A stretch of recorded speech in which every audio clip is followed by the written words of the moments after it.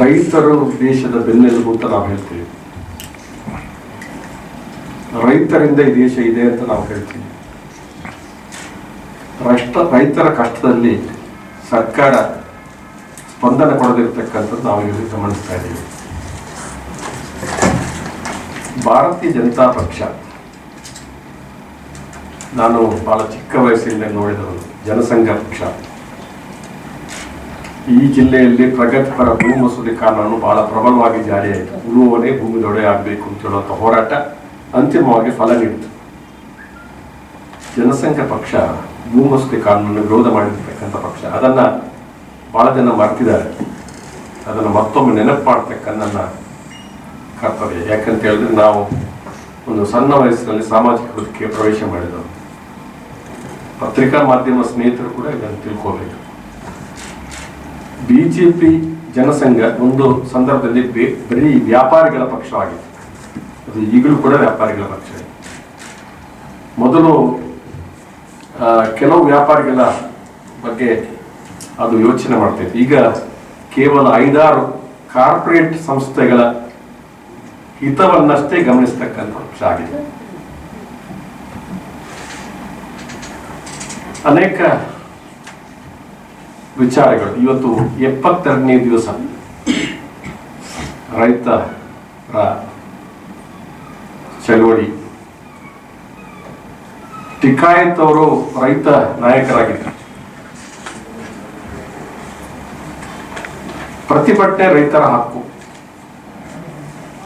ಟಿಕಾಯತ್ ಕಾಂಗ್ರೆಸ್ ವಿರುದ್ಧ ಅನೇಕ ಪ್ರತಿಭಟನೆ ಮಾಡಿದ್ದಾರೆ.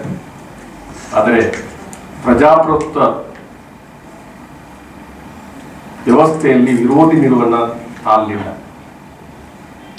ಅನೇಕ ಸಂದರ್ಭದಲ್ಲಿ ಟಿಕಾಯತ್ ಜೊತೆ ಚರ್ಚೆ ಮಾಡಿದಂಥ ಸರ್ಕಾರ ನಮ್ಮದು. ಇವತ್ತು ಅವರ ಮಗ ಇವತ್ತು ಟಿಕಾಯತ್ ಅವರು ನಾಯಕತ್ವ ವಹಿಸಿದ್ದಾರೆ. ಮತ್ತು ಅನೇಕ ರೈತ ಒಕ್ಕೂಟಗಳು ಇದರಲ್ಲಿ ಸೇರಿಕೊಂಡು ಹೋರಾಟ ಮಾಡ್ತಾ ಇದೆ.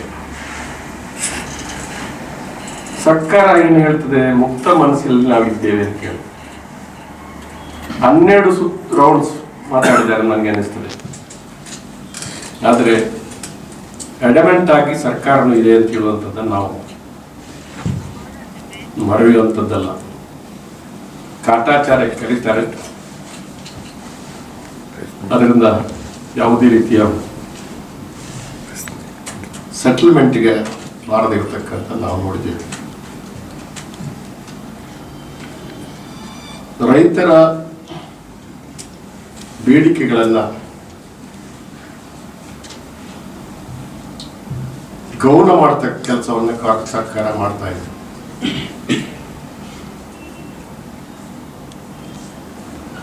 ಈ ಸರ್ಕಾರಕ್ಕೆ ರೈತರ ಪರ ಯೋಚನೆ ಮಾಡ್ತಾ ಇಲ್ಲ. ಇದೊಂದು ನಿಸ್ತೇಜ ಸರ್ಕಾರ. ಜೀವಂತ ಇರತಕ್ಕ ಸಜೀವ ಸರ್ಕಾರ ಅಲ್ಲ, ನಿರ್ಜೀವ ಸರ್ಕಾರ. ಕೇಂದ್ರ ಸರ್ಕಾರ ಒಂದು ನಿರ್ಜೀವ ಸರ್ಕಾರ. ಸಜೀವ ಸರ್ಕಾರಗಳು ವಿಪಕ್ಷದ ಮಾತಿಗೆ ಮನ್ನಣೆ ಕೊಟ್ಟು ಚರ್ಚೆಯನ್ನು ಮಾಡ್ತಕ್ಕಂಥದ್ದು ನಾನು ಕಂಡಿದ್ದೇನೆ. ಇವತ್ತು ಇನ್ನೂ ಕೂಡ ಈ ಸರ್ಕಾರದ ಬಗ್ಗೆ ಅನೇಕ ವಿಚಾರಗಳು ಮಾತಾಡ್ತಕ್ಕಂಥವರು ನಾನು ಕಂಡಿದ್ದೇನೆ. ಆದರೆ ಸರ್ಕಾರ ಯಾವತ್ತೂ ಕೂಡ ವಿಪಕ್ಷಗಳನ್ನು ನಿರ್ಲಕ್ಷ್ಯ ಮಾಡತಕ್ಕಂಥದ್ದು ಯಾವತ್ತೂ ನಾನು ಕಾಣಲಿಲ್ಲ. ಇವತ್ತು ನೋಡಿ, ಉದಾಹರಣೆಗೆ ಏನೇ ಸಮಸ್ಯೆ ಬಂದರೆ UPS ಸರ್ಕಾರ ಕೆಲವು ಆರೋಪಗಳು ಬಂದಾಗ ಮಂತ್ರಿಗಳನ್ನು ರಾಜೀನಾಮೆ ಕೊಡಿಸಿದಂಥ ಪಕ್ಷ. ರಾಜನಾಥ್ ಸಿಂಗ್ ಅವರು ಒಂದ್ಸಲ ಒಂದು ಹೇಳಿಕೆಯನ್ನು ಕೊಟ್ಟಿದ್ದಾರೆ. ಯಾವುದೋ ಮಂತ್ರಿಗಳ ಮೇಲೆ ಆರೋಪ ಬಂದಾಗ ನೀವು ರಾಜೀನಾಮೆ ಕೊಡಿಸ್ತೀರ ಅಂತಂದಾಗ ಅವ್ರು ಹೇಳ್ತಾರೆ, ಇದು UPA ಸರ್ಕಾರ ಅಲ್ಲ, ಇದು NDA ಸರ್ಕಾರ. ಅಂದ್ರೆ ನಾವು ರಾಜೀನಾಮೆ ಕೊಡಿಸುವ ಸರ್ಕಾರ ಅಲ್ಲ ಅಂತೇಳಿ. ನಾವು ಬೋಪೋರ್ ಸಾಗರನ ನಾನು ಸ್ವಲ್ಪ ಮಾತಾಡಬೇಕು. ಬಹುಶಃ ನೀವು ನಾನು ಇನ್ನೊಂದು ದಿಕ್ಕಿಗೆ ಹೋಗ್ತೀನಿ ಅಂತ. ಬೋಪೋರ್ಸ್ಗಳ ವಿಷಯ ಬಂದಾಗ ವಿಪಕ್ಷದ ಬೇಡಿಕೆ ಜಾಯಿಂಟ್ ಪಾರ್ಲಿಮೆಂಟರಿ ಕಮಿಟಿ ಮಾಡಬೇಕು ತನಿಖೆ, ಅದನ್ನ ನಮ್ಮ ಸರ್ಕಾರ ಒಪ್ಪಿದೆ. ರಫೇಲ್ ಹಗರಣ ಬಂದಾಗಲೂ ಜಾಯಿಂಟ್ ಪಾರ್ಲಿಮೆಂಟ್ ಕಮಿಟಿ ತನಿಖೆ ಆಗಬೇಕು ಅಂತ ಅಷ್ಟೇ ನಾವು ಕೇಳಿದ್ವಿ. ಅದಕ್ಕೆ ಈ ಸರ್ಕಾರ ಒಪ್ಪಲಿಲ್ಲ. ಕಾಂಗ್ರೆಸ್ಗೆ ಮತ್ತು ಯುಪಿಎ ಸರ್ಕಾರಕ್ಕೆ ಕಾಂಗ್ರೆಸ್ ನೇತೃತ್ವದ ಯುಪಿಎ ಸರ್ಕಾರಕ್ಕೂ ಬಿಜೆಪಿ ನೇತೃತ್ವದ NDA ಸರ್ಕಾರಕ್ಕೂ ವ್ಯತ್ಯಾಸ ಅದು. ರೈತರ ಸಾಲ ಮನ್ನಾ ಮಾಡಬೇಕು ಅಂತ ಬೇಡಿಕೆಯನ್ನಿಟ್ಟರು. ಕಾರ್ಪೊರೇಟ್ ಸಂಸ್ಥೆಗಳ 3 ಲಕ್ಷ ಕೋಟಿಗಿಂತಲೂ ಹೆಚ್ಚು ಸಾಲ ಮನ್ನಾ ಮಾಡಿದರು. ಅದು ರೈತರ ಸಾಲ ಮನ್ನಾ ಮಾಡಲಿಲ್ಲ. ಆದರೆ ಯುಪಿಎ ಸರ್ಕಾರ ಸಾಲ ಮನ್ನಾ ಮಾಡಬೇಕು ಅಂತ ಬೇಡಿಕೆ ಇಟ್ಟಾಗ 72,000 ಕೋಟಿ ಸಾಲ ಮನ್ನಾ ಮಾಡಿದ ಕೀರ್ತಿದ್ರೆ ಅದು ಯುಪಿಎ ಸರ್ಕಾರಕ್ಕೆ ಸಲ್ಲುತ್ತದೆ ಅಂತ ಹೇಳ್ತಕ್ಕಂಥ ಮಾತನ್ನ ನಾನು ಈ ಸಂದರ್ಭದಲ್ಲಿ ಹೇಳಲಿಕ್ಕೆ ಇಷ್ಟಪಡ್ತಾ ಇದ್ದೀನಿ. ಅಗ್ಲಿ ಬಾರ್ ಟ್ರಂಪ್ ಸರ್ಕಾರ ಅಂತ ಈಗ ಭಾಷಣ ಮಾಡಿದ್ರಲ್ಲ, ಅಮೆರಿಕಕ್ಕೆ ಹೋಗಿ ಅಗ್ಲಿ ಬಾರ್ ಟ್ರಂಪ್ ಸರ್ಕಾರ ಅದು ಏನು?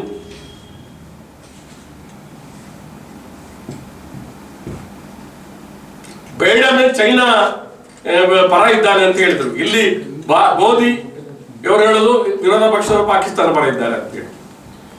ಆದ್ರೆ ಅವರು ಸರ್ಕಾರ ಬಂದ ಮೇಲೆ ಕೂಡ ಚೈನಾ ಭಾರತ ಸಂಘರ್ಷದ ಬಗ್ಗೆ ಭಾರತ ಪರವಾಗಿ ನಿಂತಿದ್ದಾರೆ. ಯಾವಾಗಲೂ ಡೆಮೊಕ್ರೆಟಿಕ್ ಪಾರ್ಟಿ ರಿಪಬ್ಲಿಕ್ ಪಾರ್ಟಿ ವ್ಯತ್ಯಾಸ ಇದೆ. ಡೆಮೊಕ್ರೆಟಿಕ್ ಪಾರ್ಟಿ ಈ ದೇಶದ ಕಾಂಗ್ರೆಸ್ ಪಕ್ಷ ಇದ್ದಾಗ, ರಿಪಬ್ಲಿಕ್ ಪಾರ್ಟಿ ಈ ದೇಶದ ಬಿಜೆಪಿ ಪಕ್ಷ ಇದ್ದಾಗ. ಅದು ಜನಾಂಗೀಯವಾದಿಗಳ ಪಕ್ಷ ರಿಪಬ್ಲಿಕನ್ ಪಕ್ಷ. ಇದು ಎಲ್ಲಾ ಜಾತಿ ಧರ್ಮ ಭಾಷೆಯನ್ನ ವಿಶ್ವಾಸಕ್ಕೆ ಕಪ್ಪು ಜನ ಬಿಳಿ ಜನ ಅಂತ ಹೇಳೋದು ಜನಾಂಗೀಯವಾದಿಗಳಲ್ಲ. ಇವತ್ತು ಕೆಲವು ಜನ ಇಲ್ಲಿ ಆರ್ಟಿಕಲ್ ಬರೆಯುವವರು ಜನಾಂಗೀಯವಾದವನ್ನು ಮುಂದಿಟ್ಟುಕೊಂಡು ಇವತ್ತು ಭಾರತೀಯರು ಅನೇಕ ಜನ ಇವತ್ತು ಡೆಮೊಕ್ರೆಟಿಕ್ ಸರ್ಕಾರ ಬಂದ ಮೇಲೆ ಹಿಂದೆ ಕೂಡ ನಿಕ್ಸನ್ ಒಂದು ಮಾತನ್ನು ಹೇಳಿದ್ದಾರೆ, ರಿಪಬ್ಲಿಕ್ ಪಾರ್ಟಿ ಭಾರತ ಜನ ಕೊಲಕು ಜನ ಅಂತ, ಭಾರತದ ಹೆಣ್ಮಕ್ಕಳು ಕುರೂಪಿಗಳು ಅಂತ. ಇದು ರಿಪಬ್ಲಿಕ್ ಪಾರ್ಟಿಯ ಧೋರಣೆ. ಡೆಮೊಕ್ರೆಟಿಕ್ ಪಾರ್ಟಿ ಭಾರತಕ್ಕೆ ಯಾವಾಗಲೂ ಹತ್ತಿರ ಇರ್ತಕ್ಕಂಥ ಒಂದು ಪಕ್ಷ.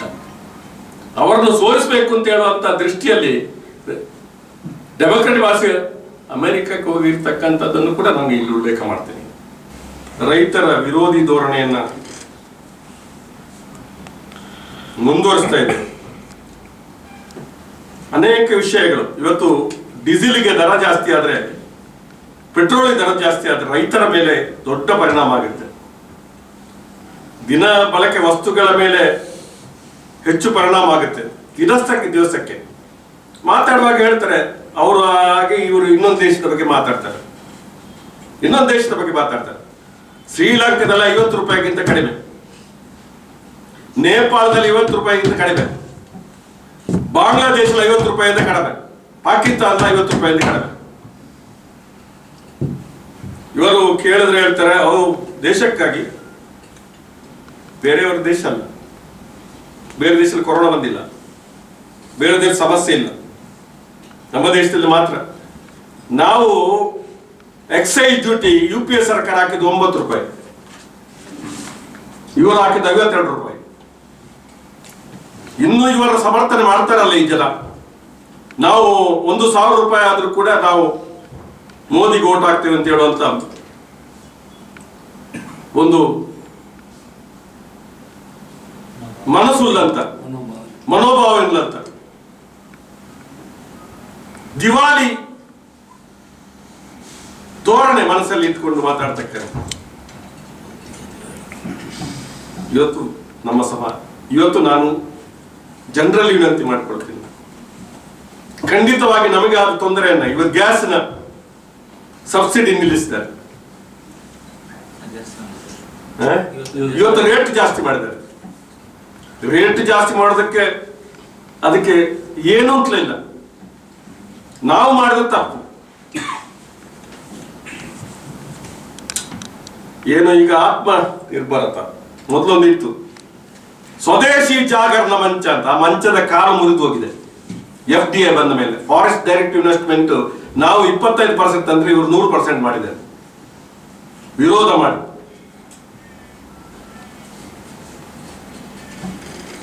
GST ತರಬೇಕಾದ್ರೆ ಬಹಳ ವಿರೋಧ ಮಾಡಿದವರು.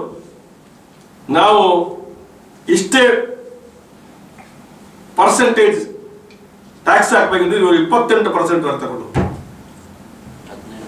18 ನಾವು ಮಾಡಬೇಕು ಅಂತ ಆಲೋಚನೆ ಮಾಡಿ ಹೇಳ್ತಾರೆ. ಕಾಂಗ್ರೆಸ್ ತರಲಿ, ಕಾಂಗ್ರೆಸ್ ತರಬೇಕಾದ ವಿರೋಧ ಮಾಡಿದವರು ಇವತ್ತು ಏನಾದ್ರು ಒಂದು ಕಡ್ಡಾಯ ಮಾಡಿದ್ರಲ್ಲ, ಇದು ನಮ್ಮ ಆಧಾರ್ ಕಾರ್ಡ್